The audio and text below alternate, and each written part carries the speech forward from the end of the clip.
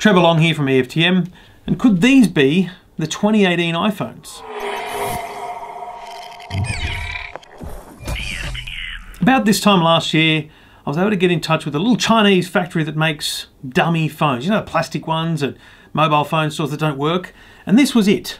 It looked like all the mock-ups of the new iPhone, and it turned out to be pretty darn close, except the front was nowhere near right. But dimensions-wise, it was very close. The idea here is that these rumours, these leaks, and plus potentially some genuine leaks that come from the factory are combined up, and factories in China make these mock-ups so that case makers can basically hedge their bets on the rumours and build a case to suit so that they're ready to go to market the minute the actual iPhone is announced.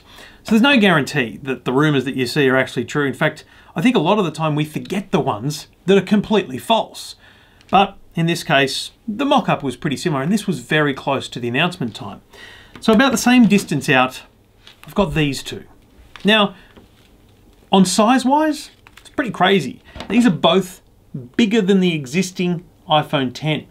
Now, the existing iPhone X is a great phone. It's sold reasonably well. It's a very expensive phone. So my first thought is, how can the new ones be more expensive? And will Apple just update the existing one as well? So will this sit at the bottom of the range? Because that feels weird to me. How could you have the most expensive iPhone ever and two bigger than it, even more expensive? That's the challenge. We don't know, because we don't know the specifications of these two phones.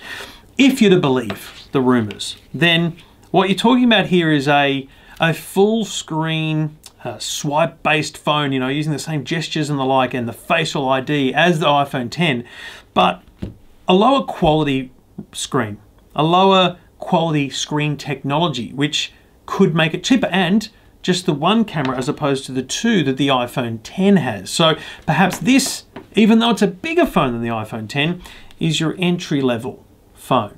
And then this being a bigger version of the iPhone X, same camera technology, perhaps this is actually more expensive.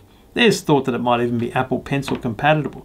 I struggle with all of these rumors, to be honest, because I struggle with the idea that we could have a more expensive phone than the iPhone X. But the idea that something like the iPhone X Pro could be this larger screen model makes a bit of sense. There is a huge move still to these larger phones, and this is, you know, as big as one of the larger Samsung phones you might get. And if there's a demand for the larger screen phone, then Apple has to cater for that. So that kind of makes sense. I'm going to call this the iPhone X Pro. That makes sense to me. But the smaller one kind of feels like a shot in the dark. But if it is, I guess, spec'd down, lower quality screen, a single camera, perhaps it could be cheaper. But then where does that leave your iPhone 8S or iPhone 9? Now, the iPhone with a button. Will there be a next iteration of and perhaps the final version of a phone with a home button? That's the big unknown. And frankly, all of this is unknown. All of this is rumor and speculation. But I think that even if we had to make a bet, I'd say one of these two is spot on. And if I had to make a bet, it would be the iPhone X Pro that I'm going to call it, the larger version. This guy here, iPhone X Lite, iPhone XL, you know, maybe there's a way of incorporating a new nomenclature into this. Don't know, but we'll have to wait and see. We should find out around the first to second week of September.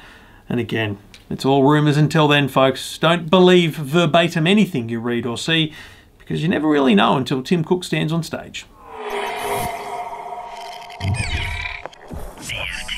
This is EFTM, everything for the man.